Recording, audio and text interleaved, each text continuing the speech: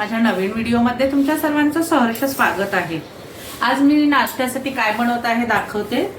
हे बघा, हे मूग उकडून घेतलेले आहेत, मोड आलेले मूग 3 मिनिटांसाठीच मी उकडून घेतलेले आहेत। हळद आणि हलकसं मीठ टाकून उकडून घेतलेले आहे।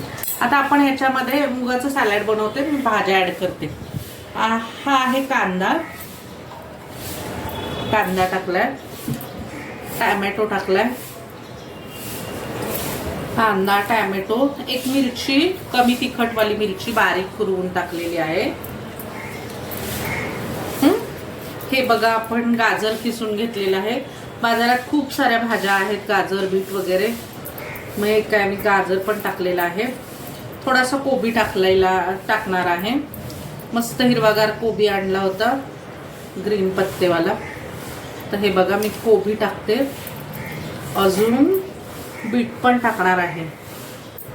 हे बघा, बीट,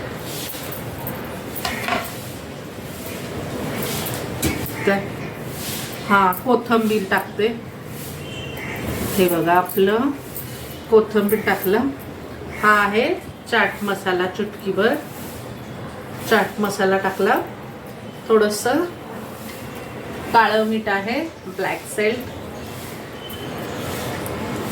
आणि हे बघा, आता आपलं असं चटपटीत असं मुगाचं सॅलड मैत्रिणींनो झालेलं आहे। मस्त। या तर मग खायला मैत्रिणींनो कसं वाटतंय? मस्त टॅम्पटिंग दिसतंय की नाही? या मग मैत्रिणींनो खायला मुगाचं सॅलड। पोटभरीचा नाश्ता होतो, दिसायला पण सुंदर, खूप छान।